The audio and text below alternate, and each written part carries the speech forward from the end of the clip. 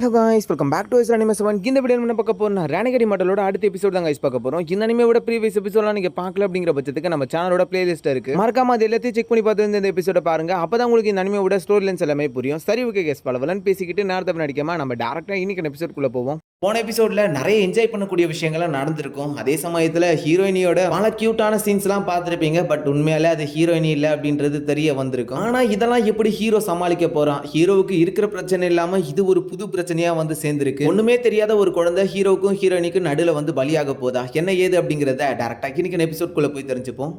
எபிசோடோட ஆரம்பத்திலே சோறு அழுவதை பார்க்குற ஹீரோ அடுத்த நிமிஷம் அந்த இடத்துக்குள்ள இருந்து கிளம்பி போயிடறான். கிளம்பி போறவன் டியானி முத்துல உட்காந்துட்டான். இது வரைக்கும் தான் கிட்ட கிடைச்ச எல்லா ஸ்க்ரோல்ஸ் அந்த இடத்துக்குள்ள எடுத்து வைக்கிறான். கணக்கே இல்லாத அளவுக்கு இருக்கு. எல்லாத்தையும் ஓபன் பண்ண ஆரம்பிக்கிறான். ஏதாவது ஒண்ணுத்திலேயாச்சும் வழி கிடைக்குமா அப்படின்ட்டு. ஹீரோ எல்லாருமே கொல்றவன் தான். பட் ஹீரோவுக்கு ஃபீலிங்ஸே இல்ல அப்படின்றது கூட ஒரு பக்கம் காமிச்சிருப்பாங்க. அதுக்குன்ட்டு ஹீரோ ஒரு அப்பாவி பொண்ணு கொல்ற அளவுக்குலாம் இல்ல. ஜோரும் ஒரு பக்கம் மாமா எங்க இருக்கீங்க அப்படின்ட்டு தேடிக்கிட்டே இருக்கா. ஜோரு தேட பட் ஹீரோ எங்க இருந்து கிடைப்பான்? ஹீரோ தான் டியானி முத்துக்குள்ள இருக்கானே. நைட்டும் பகலுமா ஹீரோ இப்ப ஒரு ஸ்க்ரோலா ஓபன் பண்ணி தேடி பார்த்துக்கிட்டு இருக்கான். இப்படியே டைமும் போயிட்டு இருக்கு. ஜோரு பயங்கர சோகமா இருக்காங்க. ஏன்னா அவங்களே நம்ம இறந்துருமோன்னு ஒரு பயத்துல இருந்தாலும் இப்ப ஹீரோவும் காணாம போயிட்டால, எந்த ஒரு விஷயத்தையும் சொல்லாம. ஹீரோ ஒரு பக்கம் அது எதையுமே யோசிக்காம ஒரு பக்கம் வழி கிடைக்குமா தேடிக்கிட்டு இருக்கும்போது கடைசியில் ஒரு வழி கிடைச்சது. இன்னொரு பக்கம் ஜோருவா பயங்கர சோகத்துல வந்துகிட்டு இருக்காங்க. முடியலன்ட்டு ஒரு கட்டத்துல ஹீரோ ட்ரைனிங் பண்ற இடத்தாண்டி அப்படியே அந்த இடத்துக்குள்ள வந்து உட்காந்துறாங்க. சரியான நேரத்துக்கு அந்த இடத்துக்குள்ள வந்து டோரும் இப்ப திறக்குது. திறந்த அடுத்த நிமிஷமா ஜோரு, மாமா ஒரு வழியா வந்துட்டீங்களா? இவ்வளவு நேரம் எங்க போனீங்க? நான் உங்ககிட்ட ஒரு விஷயம் சொல்லலாம்னு வந்தேன். ஹீரோ சோறுவை தடுத்து நிறுத்திட்டு, முக்கியமான விஷயம், நீ சொன்னது எல்லாமே உண்மைதான். உன்னோட உடம்புக்குள்ள வேற ஒரு பொண்ணு இருக்கு அப்படின்னு அடிக்கடி சொல்லிட்டு இருந்தல, அந்த பொண்ணோட பேரு லீசா. நீ காண்ற கனவு எல்லாமே உண்மைதான் அப்படின்ட்டு அந்த இடத்துக்குள்ள இருந்து ஹீரோ சொல்லிக்கிட்டு இருக்கான்.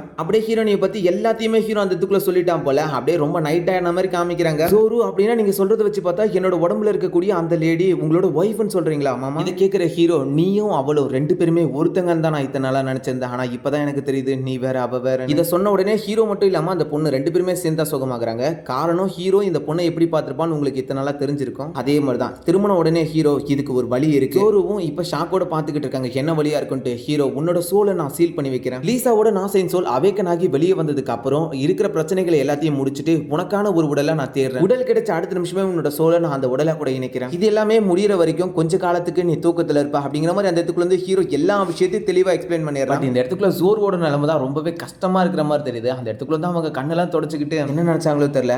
மாமா, நீங்க வானரை பத்தி சொல்லிருக்கீங்களா, அதாவது லீசா, அவங்களோட முகத்தை நான் இது வரைக்கும் பார்த்ததில்ல. அவங்களோட முகம் எப்படி இருக்கும், அழகா இருக்குல்ல, அந்த மாதிரியான ஒரு உடல் கிடைக்குமா அப்படிங்கிற மாதிரி அந்த இடத்துக்குள்ள இருந்து சொல்ல, இதை கேட்ட உடனே ஹீரோ அந்த இடத்துக்குள்ள இருந்து, வானர் மாதிரி தான் உன்னோட முகமும், நீ கவலைப்பட வேண்டாம், உனக்கான ஒரு நல்ல உடலை நான் கண்டிப்பா தேர்ந்தெடுப்பேன், அவளை போலவே ஒரு அழகான உடல் அப்படிங்கிற மாதிரி அந்த இடத்துக்குள்ள இருந்து ஹீரோ சொல்றதோட, இப்ப நீ ரொம்ப களைப்பா இருப்ப, போயிட்டு ரெஸ்டட் அப்படிங்கிற மாதிரி சொல்லிட்டு அந்த இடத்துக்குள்ள இருந்து கிளம்பி போயிடுறான். அந்த இடத்துக்குள்ள ஜோரு ரொம்பவே சோகமா இருக்காங்க. எதுக்காக இதுக்கு மேலே இவங்களை ஹீரோயின் சொல்ல வேணாம்னு சொல்லி தெரிஞ்சிருக்கும்னு நினைக்கிறேன். அதே சமயத்தில் இந்த பக்கம் ஹீரோ வந்து ட்ரைனிங் பொசிஷன்ல உட்காந்துட்டான். இப்பெல்லாம் வர நான் பண்றது சரியா தப்பான்னு கூட எனக்கு தெரியல. லீசா, நீ இந்த இடத்துக்குள்ள இருந்தா நீ எப்படியாப்பட்ட முடிவை எடுத்திருப்ப? நீயும் என்ன போல தான் எடுத்திருப்பியா அப்படின்ட்டு அந்த இடத்துக்குள்ள இருந்து ஹீரோ யோசிச்சுக்கிட்டு இருக்க. அதே சமயத்துல இப்ப இந்த பக்கம் சீனை கட் பண்ணி இன்னொரு பக்கம் ஜோருவை காமிக்கிறாங்க. ஏ லிட்டில் ஒயிட், நீ என்ன நினைக்கிற?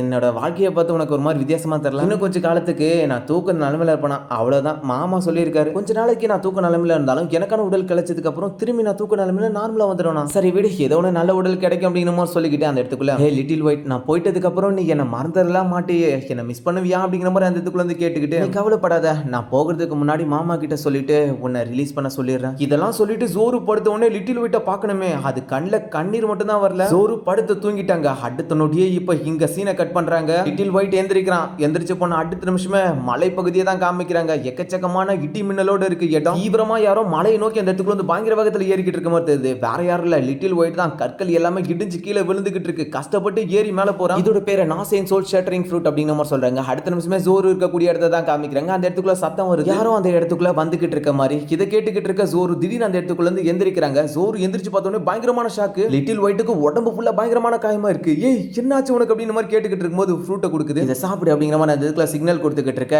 என்ன இதை நீ என்ன சாப்பிட சொல்றியா? ஏ லிட்டில் ஒயிட், இதை எதுக்காக நான் சாப்பிடணும், எதுக்கு இது அப்படின்ற மாதிரி அந்த இடத்துக்குள்ள கேட்க, என்ன லீசாவோட சோல் அழிக்கிறதுக்கான ஃப்ரூட் அப்படின்ட்டு அந்த இடத்துக்குள்ள இருந்து ஹீரோ சொல்ல, லிட்டில் ஒயிட் ஹீரோவை பார்த்து அந்த இடத்துக்குள்ள இருந்து கத்திக்கிட்டு இருக்கு. ஹீரோ அடுத்த நிமிஷமா அந்த ஃப்ரூட்டை பிளாஸ்ட் பண்ணது மட்டும் இல்லாம தன்னோட கையில எனர்ஜியை கேதர் பண்ணிக்கிட்டு, சின்ன புலி உனக்கு யாருக்கு விசுவாசமா இருக்கணும்னு நல்லாவே தெரிஞ்சிருக்கு அப்படிங்கிற மாதிரி அந்த இடத்துக்குள்ள வந்து ஹீரோ சொல்ல எனர்ஜி பயங்கரமா ரிலீஸ் ஆகிட்டு இருக்கு. அதே சமயத்துல அந்த இடத்துக்குள்ள அந்த புலியால ஒன்றும் பண்ண முடியாது. பட் இந்த இடத்துக்குள்ள தான் நோட் பண்ணுமே அது எதிர்த்து நின்னுகிட்டு இருக்கு. இன்னமும் இந்த நேரத்தில் இது எல்லாத்தையும் தடுத்து நிறுத்த ஒரே ஆளால மட்டும் தான் முடியும். ஜோரு அந்த இடத்துக்குள்ள போயிட்டு அந்த புலியை கட்டுப்படுத்துறாங்க. மாமா ஜோருவை காயப்படுத்தாதீங்க, எனக்கு என்ன பண்ணும் அப்படிங்கிறது தெரியும் அப்படிங்கிற மாதிரி சொல்ல ஹீரோ அந்த இடத்துக்குள்ள அதை காயப்படுத்தலாம் பவர்ஸை கேதர் பண்ணல, அதை ஹீரோ ஹீல் பண்ண தான் பவர்ஸை கேதர் பண்ண. அந்த புலி அந்த இடத்துக்குள்ள இன்னமும் கொஞ்சம் கோவத்தோட தான் இருக்க மாதிரி தெரியுது ஹீரோ கிட்ட. ஹீரோவை ஜோரு கூப்பிட்டு நீங்க கவலைப்படாதீங்க மாமா, எனக்கு என்ன பண்ணுன்றது நல்லாவே தெரியும் அப்படிங்கிற மாதிரி அந்த இடத்துக்குள்ள ஜோரு சொல்ல ஹீரோ அந்த இடத்துக்குள்ள கிளம்பி போயிடான். இன்னொரு பக்கம் ஜோரு இதுக்கு மேல சோகமா இருக்க கூடாதுன்ட்டு லிட்டில் ஒயிட்டா கூட எப்பவும் போல கேஷுவலா விளையாடுற மாதிரி இருக்காங்க. பட் இருந்தாலும் அவங்களோட உடம்புக்குள்ள சில மாற்றங்கள்லாம் இருந்துகிட்டே தான் இருக்கு. அது மட்டும் இல்லாம இப்ப கொஞ்சம் சோகமா இருக்கிறதுனால ரொம்பவே சீக்கிரமா தூங்கவும் செய்யறாங்க. லிட்டில் ஒயிட் அந்த இடத்துக்குள்ள இருந்து ஜோருவை கூட்டு போய்கிட்டு இருக்காங்க. ஹீரோ ஒரு பக்கம் லீசா எந்த அளவுக்கு சீக்கிரமா அவேக்கன் ஆகுறாளோ, அதாவது வெளியே வராலோ, அந்த அளவுக்கு ஜோருவோட தூக்கம்ங்கிறது அதிகமாகிட்டே போகும். இந்த முறை நான் எல்லாத்துக்குமே ப்ரிப்பேர் ஆகணும். அந்த ஹெவனோட பில்லை நான் கண்டிப்பா தடுத்து நிறுத்தணும். ஆனா அது சாதாரணமானது இல்ல. என்கிட்ட இருக்கக்கூடிய எல்லா ட்ரெஷர்ஸும் விலை மதிப்பு இல்லாததா இருக்கலாம். பட் இருந்தாலும் இது எல்லாமே ரொம்ப பெர்ஃபெக்டாலாம் இல்ல. அந்த ஹெவனோட பில் ரொம்பவே கொடூரமானது. அதை எப்படியாச்சும் நான் தடுத்து நிறுத்தி ஆகணும். அதுல இருந்து ஒரு சின்ன தப்பு பண்ணி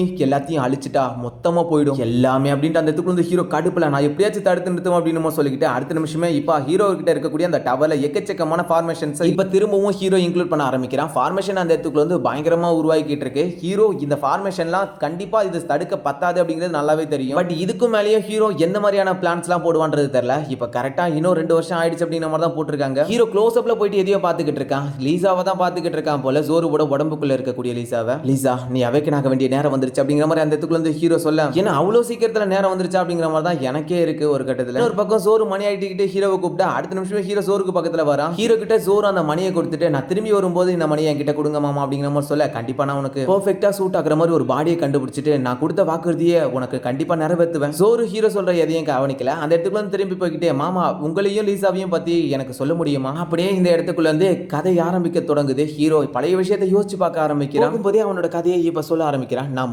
முதல்ல அவளை பார்த்தது ஒரு பெரிய சண்டை கலங்க மாதிரியான ஒரு சின்ன இடத்துக்குள்ள தான். பட் இருந்தாலும் நான் பார்த்தாப்பே அவளை நான் விட்டு கொடுக்க கூடாதுன்னு நினைச்சேன். ஆனா அது நான் என்னோட மனசுக்குள்ள நினைச்சது. அதே சமயத்துல லீசா அவளை நான் பார்க்கும்போது முதல்ல ஃபவுண்டேஷன் கேதரிங் ரிலேம்ல தான் இருந்தேன். நான் ஒரு சின்ன குழந்தை. ஆனா நாங்க 2 பேரும் போயிட்டு பயங்கரமான டெவில் கல்டிவேட்டர் சீக்கு முன்னாடி நின்னோம். ஆனா நான் அவளை எவ்வளவுதான் கொடுமையா நடத்தி இருந்தாலும் பட் எனக்காக அந்த பொண்ணு உயிரையே கொடுக்கணும்னு நினைச்சா எதுக்காகன்னு தான் தெரியல. ஹீரோ அந்த கதையெல்லாம் சொல்லிட்டு வந்துகிட்டு இருக்கான். அதனால தான் சொல்றேன் எனக்கு என்னோட வாழ்க்கையில என்னோட அப்பா அம்மாக்கு அப்புறம் எனக்காக எல்லாத்தையும் எதிர்த்து தன்னோட லைஃபையே சாக்ரிஃபைஸ் பண்ண போகணும்னா அவ ஒருத்தி தான். விதியோட விளையாட்டின் காரணமா நாங்க 2 பேரும் திரும்பி பிரிச்சோம். என்னோட அப்பா அம்மாக்காக பழிவாங்க. அது ஒரு பெரிய காலம், அது ஒரு பெரிய இடைவெளின்னு சொல்லலாம்.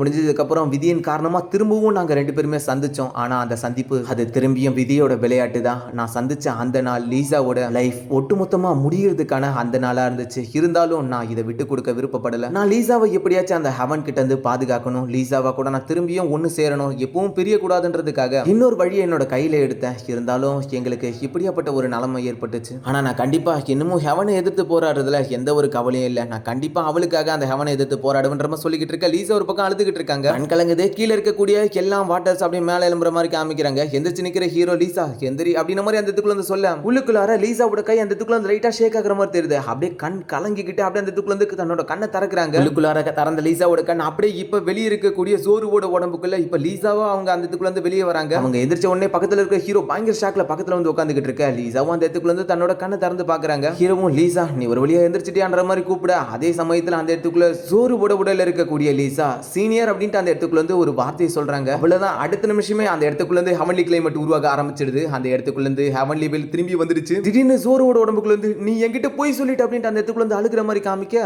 எதுக்குடா இது கடைசியில காரணமே இல்லாம ஏதோ ஒன்று முடிச்சுட்டு போயிட்டாங்களே அப்படின்ற மாதிரி அந்த இடத்துக்குள்ள எனக்கே ஃபீல் ஆகுது. பட் சொல்ல வேண்டியது இந்த இடத்துக்குள்ள எந்த அளவுக்கு எனக்கு சேடா இருந்துச்சுன்னா ஜோரோட நிலைமையை பார்த்து நான் என்ன சொல்றதுன்னே தெரியாத அளவுக்கு நான் ஒரு டென்ஷனுக்கு போயிட்டுனா பாத்தீங்களா. மதியம் பார்த்துட்டு எனக்கு ஏன்டா இப்படி ஒரு சேடான விஷயத்தை வச்சிங்க அப்படின்ற மாதிரி தான் இருந்துச்சு. இதை பிரிச்சு போட்டது உங்களுக்கு புரிஞ்சிருக்க எனக்கு. நேற்று நைட்டு பார்த்தது கண்டிப்பா ஒரு நல்ல ஃபீலோட தான் படுத்திருப்பீங்க. இப்போ மார்னிங் பார்த்துருப்பீங்க பயங்கர டென்ஷன்ல இருப்பீங்க. பட் ஆனா முக்கியமான விஷயம் ஒரு சிலருக்கு கஷ்டம் இருக்க தான் செய்யும். பட் ஆனா ஒருத்தனோட வாழ்க்கை மொத்தமாவே கஷ்டத்துல தான் இருக்கு. காரா வைக்கிற எல்லா இடங்களும் கருங்கல் தான், கம்பி தான், மொத்தமா அடி வாங்குறது மட்டும் தான் ஹீரோவுக்கு. இந்த நிலைமையில ஹீரோ என்னதே பண்ணுறதுன்னு தெரியாம யோசிச்சுட்டு இருப்பான். பட் ஆனா நீங்க போய் பாத்தீங்கன்னா எபிசோட் 92 ட்ரைலரை பாருங்க. அடுத்த எபிசோட்லாம் ஹீரோ எவ்வளவு கஷ்டப்பட்டாலும் அது வந்து சிம்பிளா முடிஞ்சிற மாதிரி தான் ட்ரைலர் கொடுத்துருக்காங்க. பட் நான் ட்ரைலர் போடல. வேணும்னா ரெனகேட் இம்மோர்டல் எபிசோட் 92 அப்படின்னு ட்ரைலரை போய் செக் பண்ணி பாருங்க. நெக்ஸ்ட் ஒரு நாள் எபிசோட சந்திப்போம். அது வரைக்கும் பை கைஸ்.